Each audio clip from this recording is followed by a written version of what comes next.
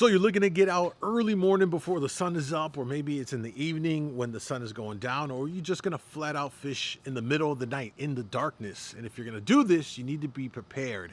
And being visible in the low light or night conditions is a must for your safety all around. Now, there are options on the market right now, and one that I've been using for as long as I can remember is the YakAttack VisiCarbon Pro, and it works great. And I think it is great if you are on smaller bodies of water, smaller ponds, smaller lakes, maybe some rivers, stuff like that. You know, areas where you don't have a ton of vessels coming and going, and it's not overly busy.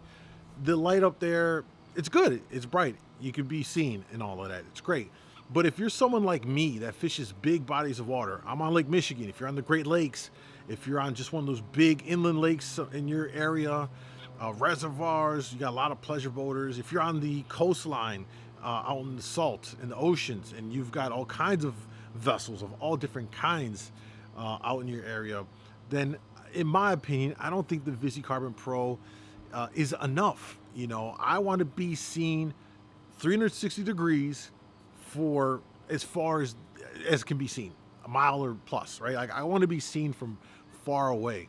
And so I thought about this, and there are some DIY videos on YouTube on how to make your own kind of light stick thing going on there. But the one that I have that I want to share with you and how I put this together, what I really like about it is that it's actually more of a multi-use setup here. Sure, it's going to give you the lights, but you can also integrate it into your filming. So for those of you that are like me, whether you create your own content or if you're just simply recording your outings to archive it for your experiences, for memories and all that stuff, let's break down and show you what I've done for my setup here for a ultra high visible light slash camera mount setup system. I don't really have a name for it, but it's pretty dope. Let's take a look.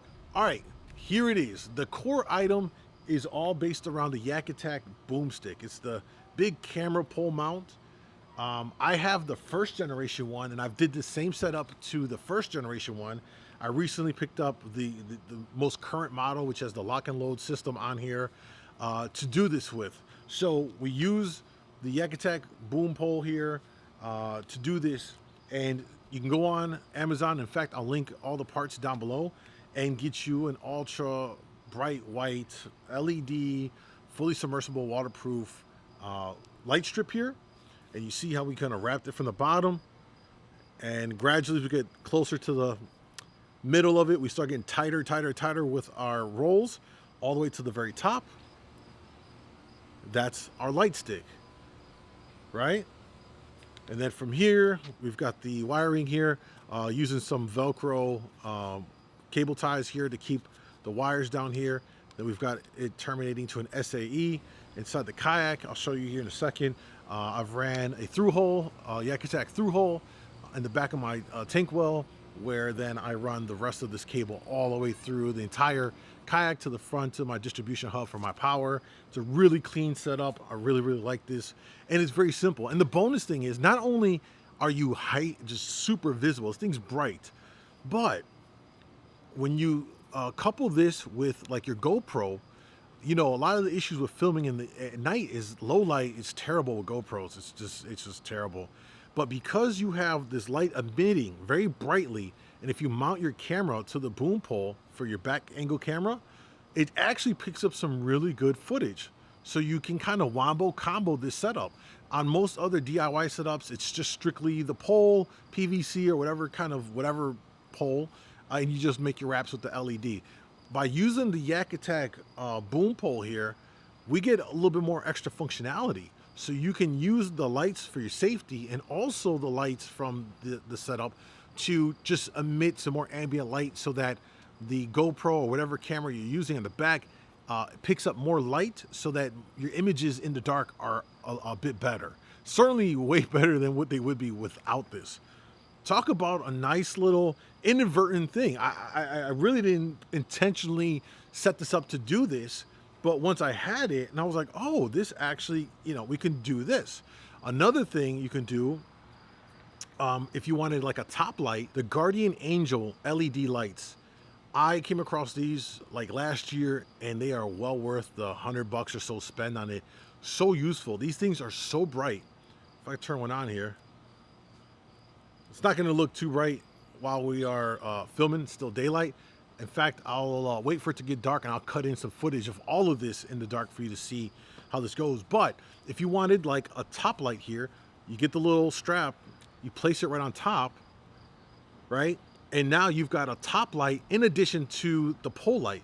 You are extremely visible. If someone runs you over at that point, they are not paying attention. They might be intoxicated. They had autopilot on, you know, or we're in the back of the boat talking to whoever. It's clearly going to be their fault at that point. Super visible, so you can kind of do that as well. You just bend it down. That's why I have mine down.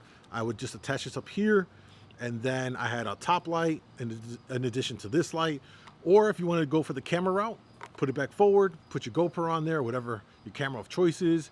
You get the lights on, emitting some ambient light. It helps with the lens to capture some more light in the footage, so your picture and your video is a bit better. So that's what I'm saying. This setup right here, all on this YakAttack boom pole, gives you a lot of functionality and a lot of bang for your buck. So I just wanted to quickly share this with you in case you're looking to do the same thing, need a light, want to do some filming, or go this route. You've got some options here, and hopefully my setup is giving you an idea. Maybe you can, you know, twist it up and tweak it out a little bit to fit your needs.